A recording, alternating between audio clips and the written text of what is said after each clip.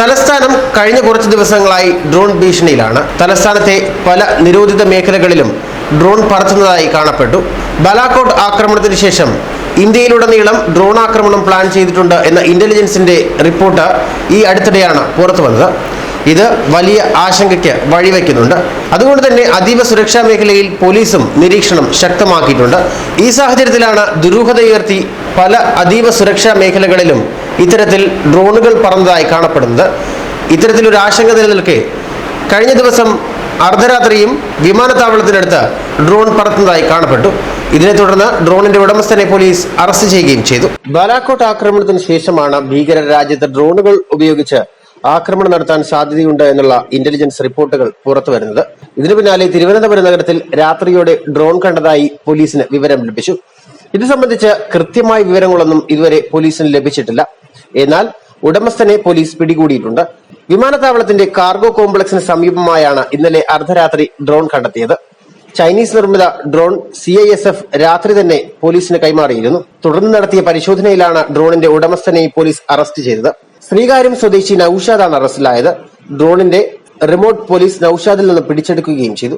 വിമാനത്താവളത്തിന് സമീപം ഡ്രോൺ പറത്തിയിട്ടുണ്ടെന്ന് നൌഷാദ് പറഞ്ഞതായി പോലീസും അറിയിച്ചു. ഡ്രോൺ വിദേശത്തുള്ള ബന്ധു നൌഷാദിന് സമ്മാനിച്ചതാണ്.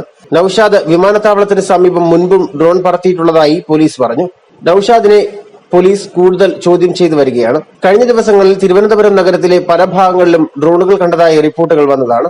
കോവളം കൊച്ചുവേളിയിലുള്ള അതീവ സുരക്ഷാ മേഖലയിലും വിമാനത്താവളത്തിന് സമീപത്തും രാത്രി ഡ്രോണുകളെ കണ്ടതായി റിപ്പോർട്ടുകൾ വന്നതാണ്. തിരുവനന്തപുരത്തെ തീരപ്രദേശങ്ങളായ കോവളത്തും കൊച്ചുവേളിയിലും അർദ്ധരാത്രി ഡ്രോൺ പ്രത്യക്ഷപ്പെട്ടത് ഏറെ വിവാദം സൃഷ്ടിച്ചിരുന്നു.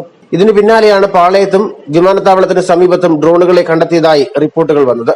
ഇതിനെല്ലാം പുറമെ സംസ്ഥാന പോലീസ് ആസ്ഥാനത്തിന് മുകളിലും ഡ്രോൺ പ്രത്യക്ഷപ്പെട്ടത് കേരള പോലീസിന് വരെ ഏറെ നാണക്കേടുണ്ടാക്കി. ഇതിനു പിന്നാലെ ഡ്രോണുകൾക്ക് ലൈസൻസ് നിർബന്ധമാക്കി പോലീസും കർശന നടപടികളിലേക്ക് കടന്നു. അനധികൃത ഡ്രോണുകളെ പൂട്ടാനായി ഓപ്പറേഷൻ ഉഡാൻ എന്ന പദ്ധതി തന്നെ പോലീസ് തയ്യാറാക്കുകയും ചെയ്തു.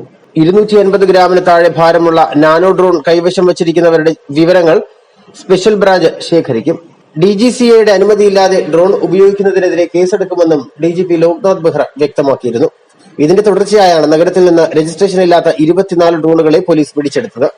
ബലാക്കോട്ട് ആക്രമണത്തിന് ശേഷം ഭീകരർ രാജ്യത്തെ ഡ്രോണുകൾ, പാരാഗ്ലൈഡറുകൾ, ഹൈഡ്രജൻ ബലൂണുകൾ എന്നിവ ഉപയോഗിച്ച് തീവ്രവാദ ആക്രമണത്തിന് സാധ്യതയുണ്ടെന്ന ഇന്റലിജൻസ് റിപ്പോർട്ടുകൾ വന്നിരുന്നു. ഉടൻ തന്നെ മുൻകരുതൽ നടപടിയെടുക്കണമെന്നും സുരക്ഷാ മേഖലയ്ക്ക് മുകളിലൂടെ പറക്കുന്ന ഡ്രോണുകൾ വെടിവെച്ചിടാനും ഇത് സംബന്ധിച്ച് കേന്ദ്രം സംസ്ഥാന സർക്കാരുകൾക്ക് നിർദ്ദേശം നൽകിയതാണ്.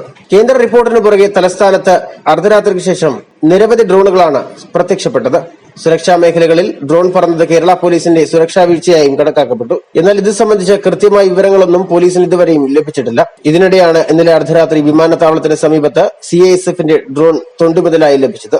തൊണ്ടിമുതൽ ലഭിച്ചതോടെ അർദ്ധരാത്രിയിൽ തന്നെ പോലീസ് ഉടമസ്ഥനെ അറസ്റ്റ് ചെയ്യുകയും ചെയ്തിരുന്നു. ന്യൂസ് ഡെസ്ക് മലയാളി വാർത്ത.